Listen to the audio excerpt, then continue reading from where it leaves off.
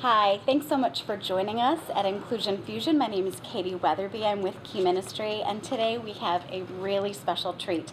I'm here today with Chuck Swindoll and Colleen Swindoll. Chuck is the co-founder and chairman of the board of Insight for Living. He's also the senior pastor at Stonebriar Church and the chancellor of Dallas Theological Seminary.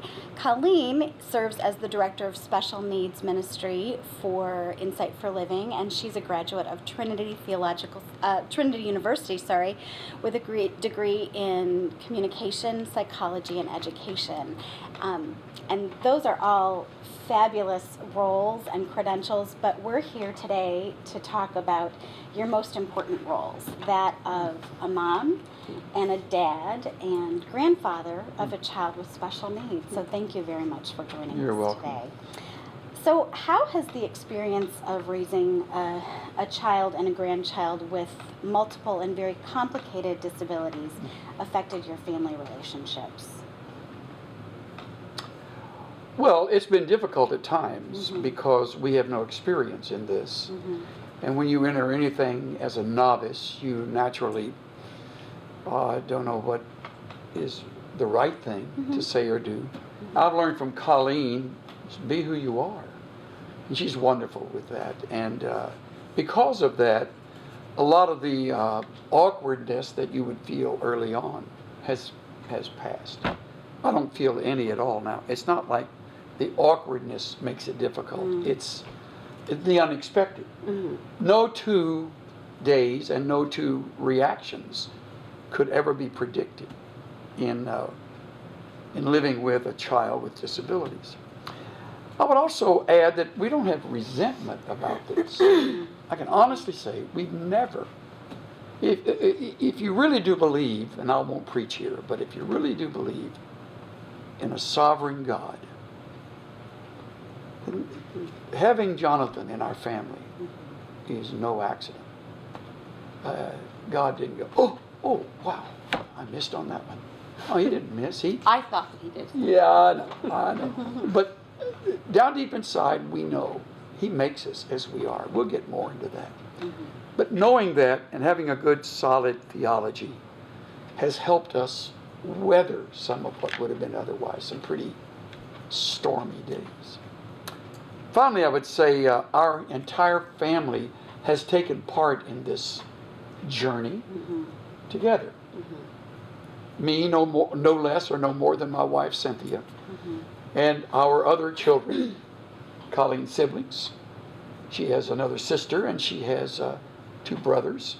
And he is as accepted as a part of our 10 grandchildren as the firstborn or the middleborn.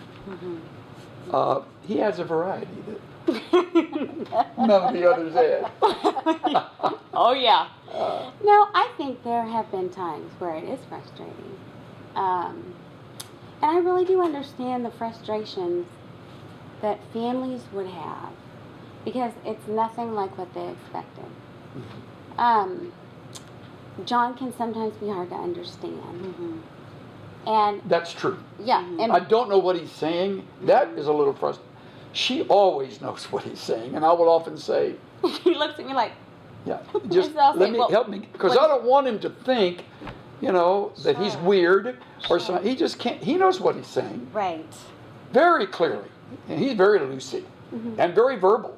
and how frustrating is that when you cannot Imagine that. say what's going on in your mind? You cannot get that out. I've often thought of that. I mean, I just think, what would it be like to be John? Knowing that he is different and he is aware of some of those differences. And there are times it has been difficult. It affects every part of our lives because a child like Jonathan that can't process some of the neurological things, that is what's called sensory sensitive. He'll say he's hot, he's burning hot, or with his separation anxiety. I remember that one time I was gone and you're like, never forget the clock. You remember that? Because he kept saying, where's mom? Where's mom? Mom, mom, mom. When's mom coming home? Mom, mom. Didn't go very well. Well, And I said, you need a clock. You this need is a great visual. answer. See, I wouldn't have known that. It's some of those techniques along the way Sure. that make it a lot smoother. and makes the frustration level lower. All I'd have to do is say, when the little hand is here and the big hand is there, she'll be home. Case closed. Things And like then- never, don't ever forget the clock. Yeah. Like, I get that. And We got clocks all over the house. It never dawned on me to do that. Right. And of course, when you've got digital clocks, it's even easier because Yeah. he can read numbers and, Right. and he does well with it. Well, and I appreciate your openness to learning what works. There are yeah. times that parents will report to us, yes. gee, I wish it were easier with the grandparents because what we hear is that we're not being strict enough. Oh. Or, that child just needs a good spanking. And, Oh. Or you were just like that when you were little and you turned out fine. Well, thanks, Mom. Right. See, she didn't So- turn out fine, so we don't understand. No. It's a joke. But- Okay? It's, But I'm no, okay I with know that. exactly what you're saying. I've Okay. seen I've heard them do that. Right. And I want to pull them aside and say, don't say that. Right.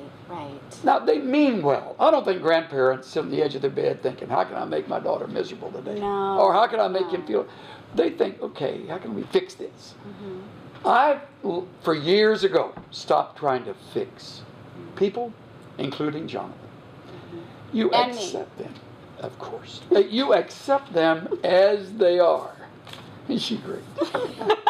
Yeah, and Colleen has made it easier too because this is serious now. I don't know of a better mother on the planet than Colleen. Oh, I don't know of a better one. it's because you don't know many mothers anymore. I know thousands of mothers. I had a mother, and I know how my mother might have been with it. But when you are like she is, understanding, discerning, knowledgeable, she will often say to me, "Dad, what this is called is that helps me. I didn't even know it had a title." She said, "This is all very normal in that realm, and it helps." And I remember that. I'll sometimes say to her, "This is part of that separation thing you took." Yeah, this is part of it. When you have a knowledge, you don't try to fix something in a superficial way. Furthermore, let's face it, we've done as best we can with our own children. Let's not try to parent other children. A little word to the wise. And the difference is, she's got Jonathan 24/7. We'll have him an evening, or an overnight, or we'll have him for a swim, or a meal. And we always say, always when she's left, and her husband too, we'll say, he goes home with them. He stays for a while with us, and we'll often pray. It's so important. We often say, Lord, she's got to be as tired as we are, Right. probably more so. And she's got to deal with all the things that go with medications, getting him to bed, talking him into whatever, because he's 14 I know. with a will of his own. Right. Big Now he got that, I think, from his you. from his grandfather, right? Yeah, not me. And that's what I like most about him. He's got a will, and yet I got to say, she knows how to handle that. She knows when to really be firm. And I know we're going to be on the question, but No, that's okay. But she will say, "That's enough. Right. Stop or back off, Jonathan," and he will. I don't feel comfortable ever doing that because he's not my child. Right. My job is to love him, and it's God's job to grow him up. It's his mother's job and father's job to help him understand himself better. My job when he's with me is to introduce him to what a grandfather is, and Cynthia's role is to help him know what a grandmother is. He's calling me grandfather these days. He Well, used to call me Bubba, like all the grandkids. Hello, grandfather. And I go, I've got a new title now. Yeah. Grandfather. Stepping You up never before He that. must have read that in some... or no, because he's not reading well. Yeah, or sometimes I'm mother or ma'am or his You ever new called one you is- Colleen? It drives me crazy when kids call their mother by their first name. Colleen? Hey, Pauline, would you come over here? Or Excuse me. Frank. That would be He mother really to wants you. your attention.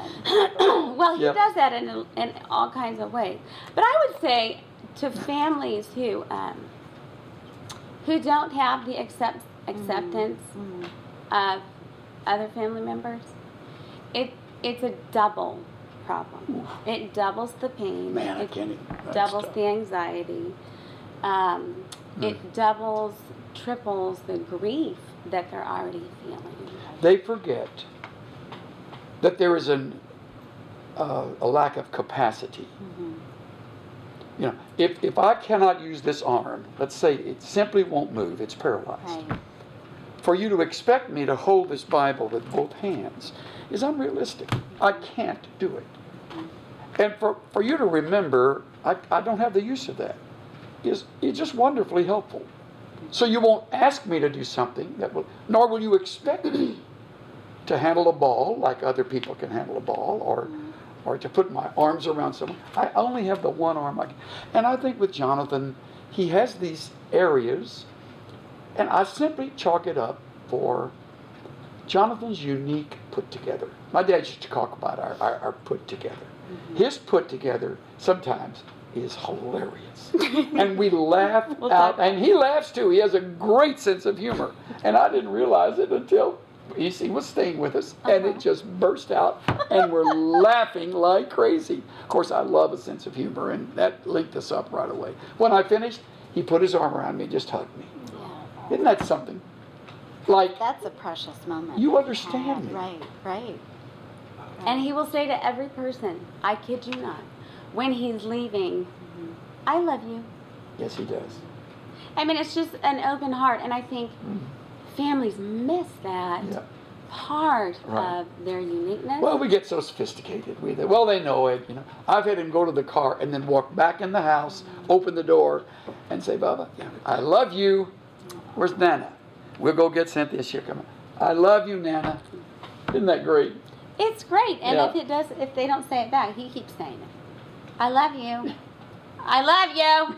You're I love you. I'm like, I love you, John. I love you, love you, love you. I would also say that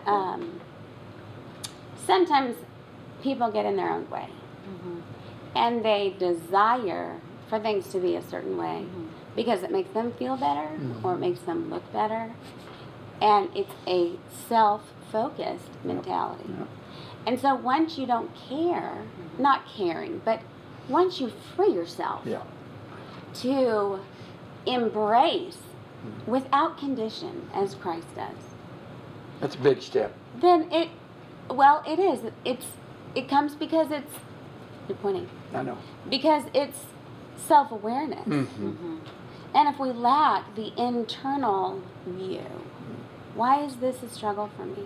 Why do I not want to accept this? I've determined never to let anything he does embarrass me. When I am embarrassed, then I don't function well.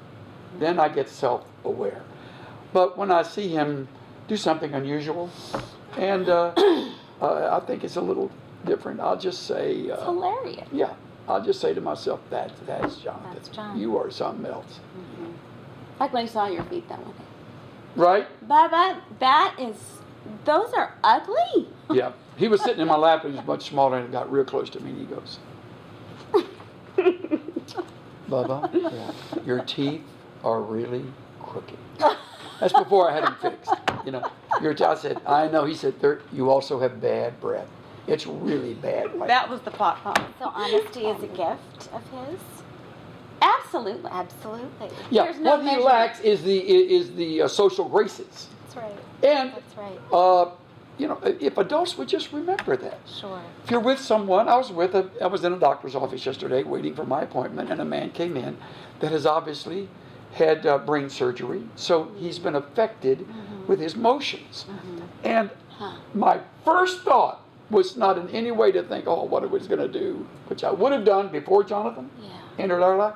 My first thought was, can I help him in some way to find a seat? Because he was struggling a little. His wife was with him. She was so great with him.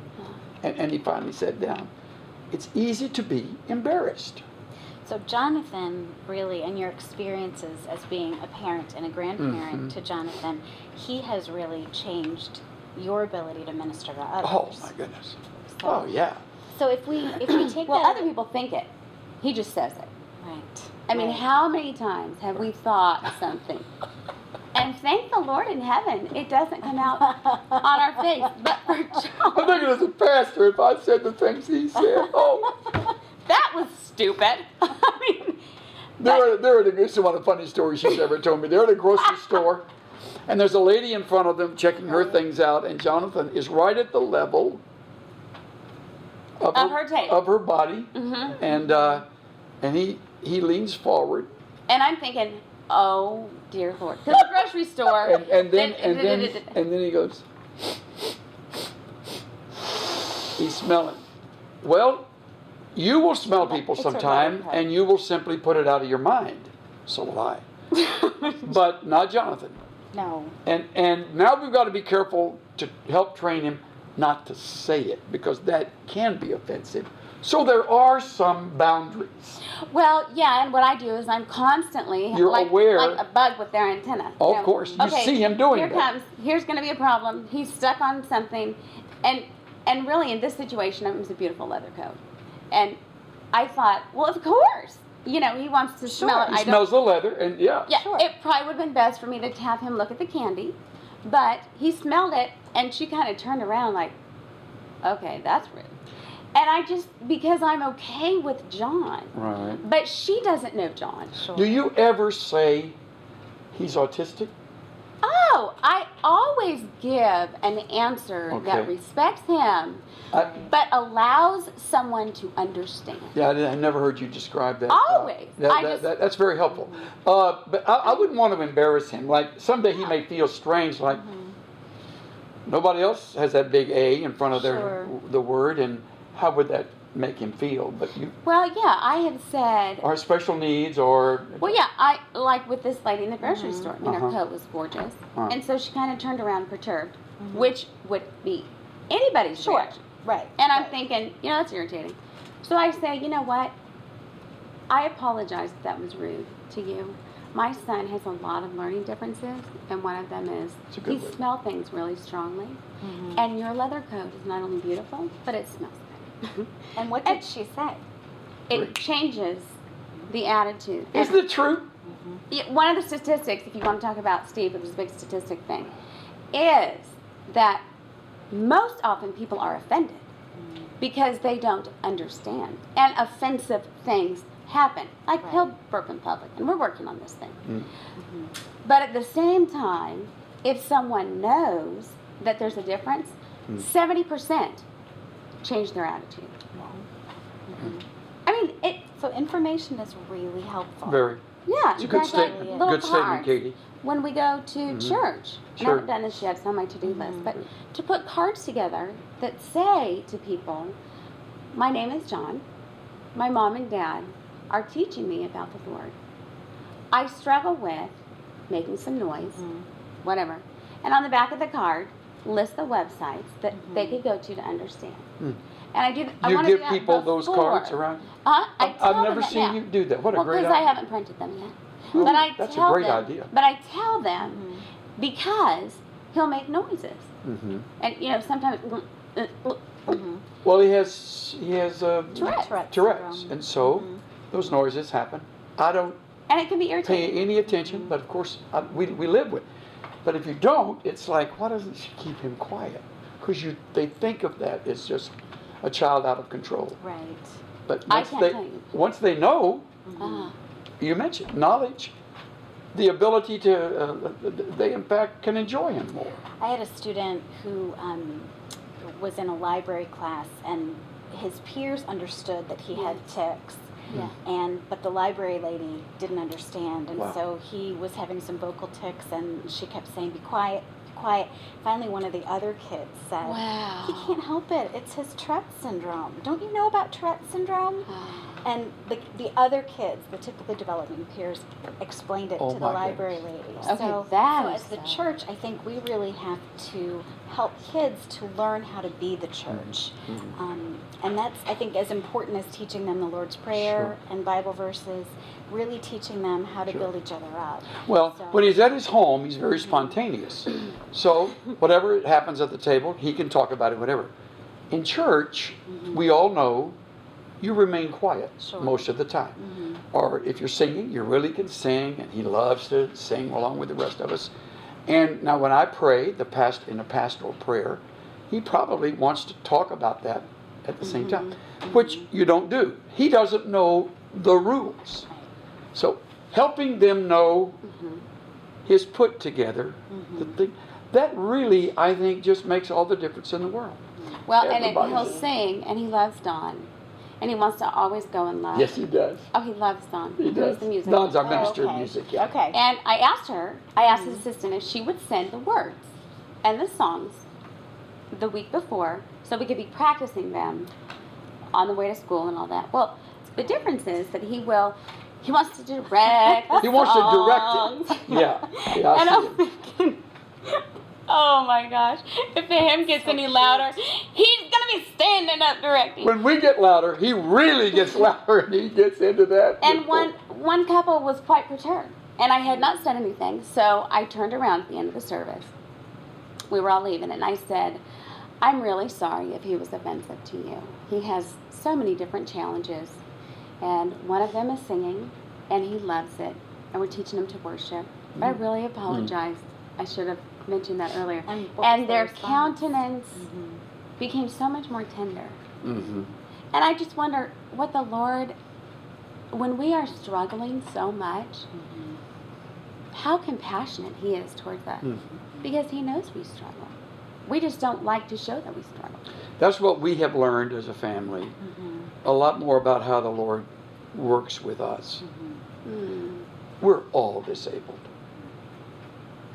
We all have areas that are not developed well. Every one of us. But we learn to cover it up. You know, we get slick, or we get sophisticated, or we get proud, and we never let. Rather than saying, you know what, I too struggle with saying the right thing at the right time. I too say things at the wrong time. Or I shouldn't just overlook this. I think this morning I might have been offensive, and just say it.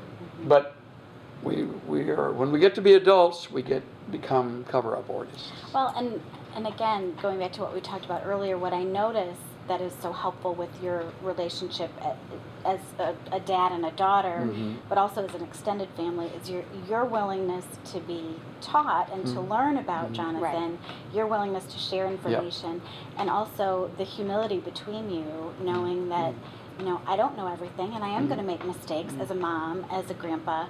Well, every time I'm with Colleen, I learn something else about her son. And without her even knowing it, she's teaching us as grandparents things that are common knowledge to her because she's been a student of this, but it's not common knowledge to us. And as a result, we do better as time passes. We also get to know God a lot better. Well, talk to me a little bit about how the experience of having Jonathan in your family has affected your relationship with the Lord. Well, I would say, first of all, I have a deeper compassion for those who falter, who can't keep up, for those for whom it takes a long time to get it. Now, just rank disobedience is one thing, but struggling, I have a lot more patience with the struggler. I had a man in my study not long ago who was just in tears, and he came to apologize to me, of all things. And he wanted me to know that in a certain message I had mentioned something, and he thought I may have been referring to him. That's the most amazing thing. In fact, I've had a guy say to me, my wife talked to you, right? And I go, I don't know who she is. Right. I really don't know who you are. I'm sorry. And he said, no, she called or emailed you or something. I said, no. You're telling me she did not contact anyone? Anyway, back to this other guy. And I said to him, because of my experience with Jonathan, I said, you know what? You've shown yourself to be a great man just to walk in here. You don't owe me an apology. You're learning the life, and this is a tough journey for you, and this step is a tough one for you to master. You'll get there. He just cried because he really thought it'd be a kind of a rebuke, and he thought he had it coming. And I said, "Oh, we don't do that. We don't deal with people like that. And the Lord doesn't deal with that. Like, you've been to me 4 times with that. How many times have I got to answer this prayer? He doesn't do that. He says, when we say to him, here I am again, with the same issue, and he'll say, what issue? He forgives and forgets, as far as the east is from the west. And we need to be that way. And I've learned to be more that way. I had a long ways to go in it, because I wasn't raised like that. So in many ways, Jonathan's kind of helping to raise a lot of us to learn things. What about you and your relationship with God? I mean, where could I begin with that?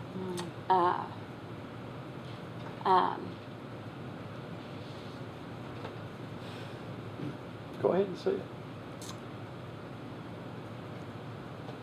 Sorry. Take your time. And you can stop for a second. No, we don't stop. It's the best part of the whole thing. I had this image, having been raised in the church, that, you know, when you do what's right, kind of like when David picked up the stones, he was going to throw them at Goliath.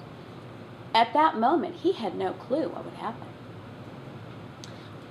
When Moses has to lead these people out, and he comes to the Red Sea, he didn't know it was going to split. And so I had been taught all these stories, and in the end, the Red Sea splits, and Goliath dies, and so I thought, well, if I do these things, then it's going to be great. And then when it got harder and harder, I thought, well, you're not the God I thought you were. And I felt really tricked. And I started talking to him about that. And I'm so thankful that John, I wish I could talk and cry at the same time. You are. I would never expect John to go out and be any different than what he is. He cannot leave the house and be without his tics. He can't hide, like so many of us do, these things that we think aren't appropriate. And for the Lord to expect that we could go out of our home and not be broken in some way would not be our all-loving Lord. And so he reflects to me every day, Colleen, as much as you love me, if Jonathan was speaking, and I couldn't love him any more than I do, how much more does the Lord love you, Mom? When you go out and fumble or make a mistake or say something wrong, he's a picture of Christ to me. And that's very humbling. I really had it out with the Lord for a long time. Doubted my faith. I think when you doubt your faith, it purifies it and it synthesizes it. It's an excellent place to be at moments if you have some great help. But the Lord became, as Henry Cloud would say, not the God of my Bible stories, but the God of His Word. And in His Word, He promises to be faithful. And He promises to be just. And I may not understand that when things are not faithful and just in my life. Just like John can't understand, Mom, why are you asking me to do that? Or he may not ever understand certain things, but I want him to do that and train him in a way that he should go because it's best for him.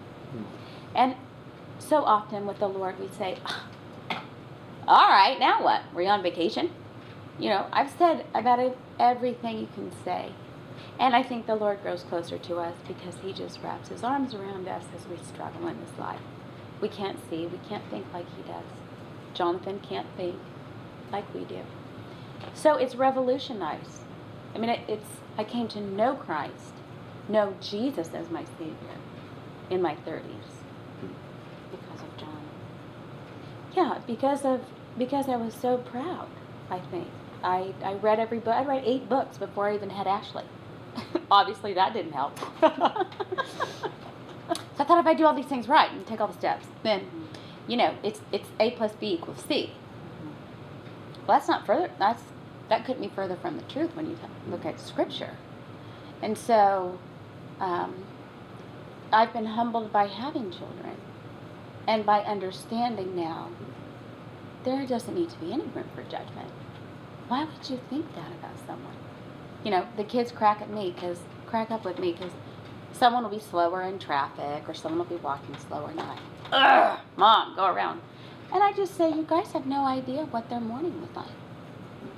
He could be driving home from a funeral where he just lost his wife. Right. It could take him 4 hours to get out the door. In 4 years to get over his grief. So that's what's happening.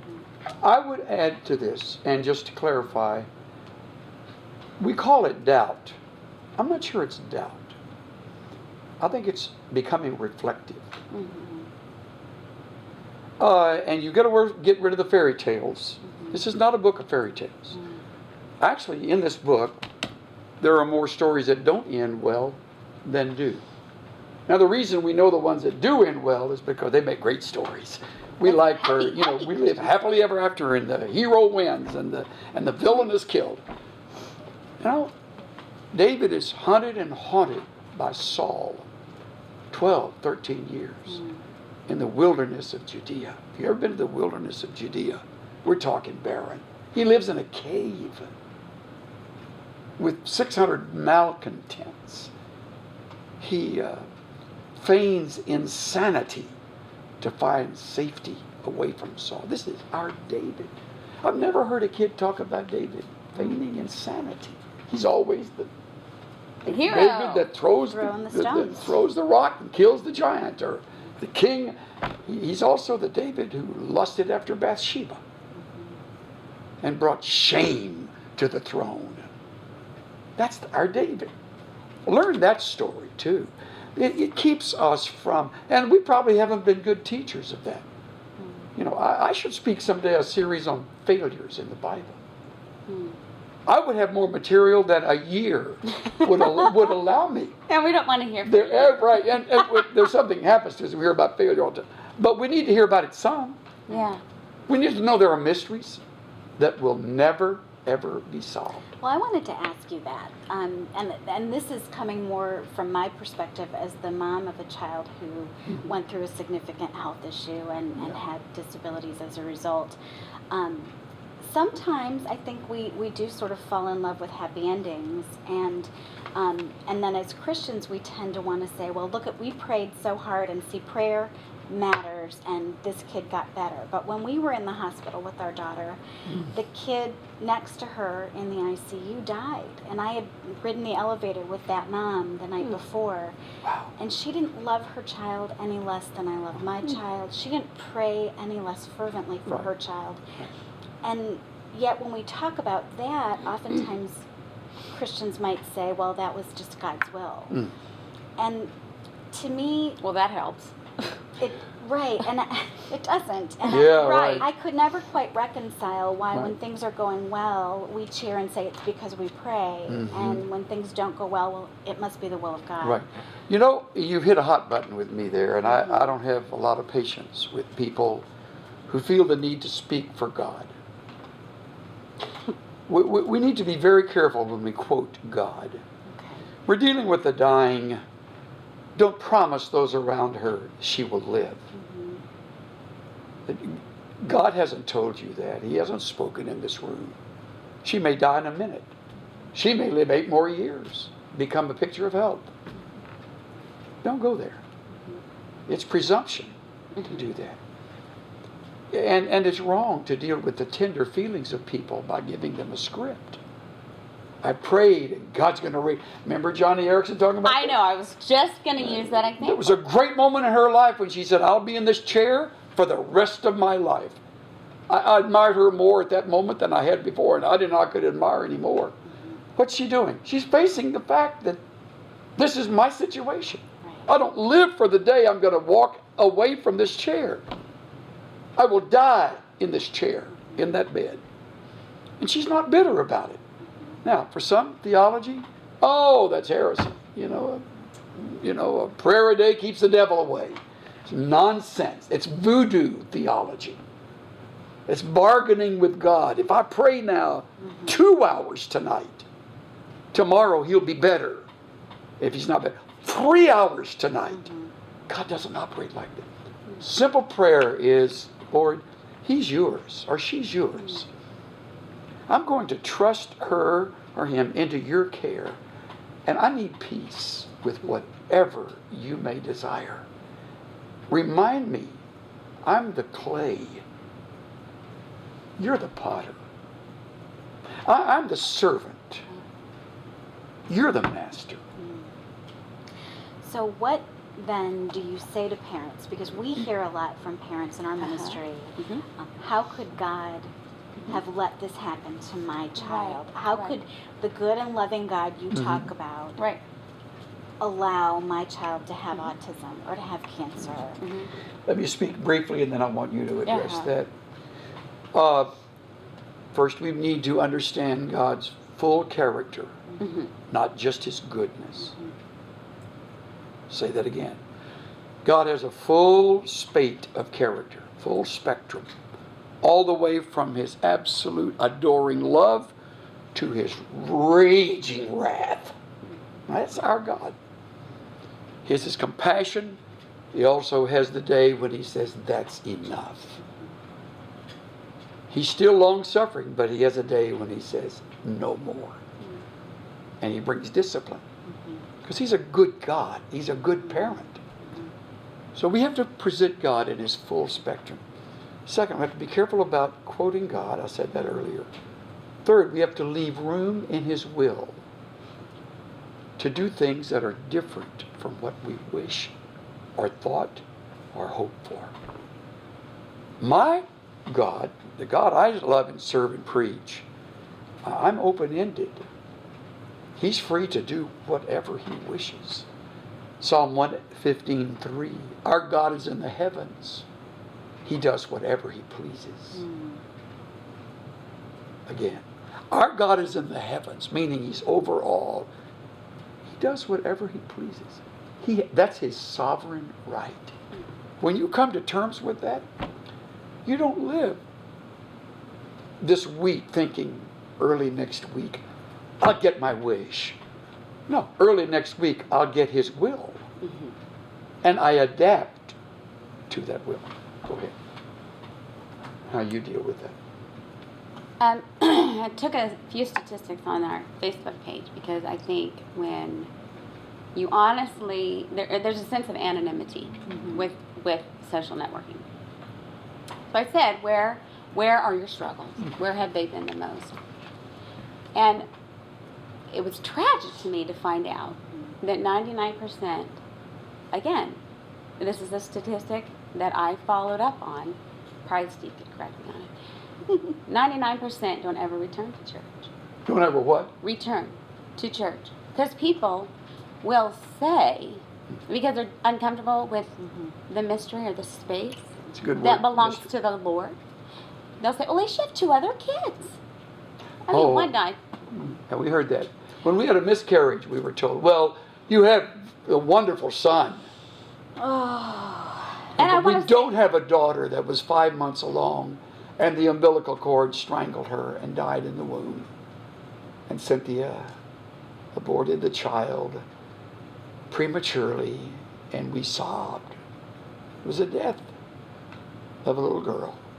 I don't need to hear I have a healthy son. I know I do. That doesn't help.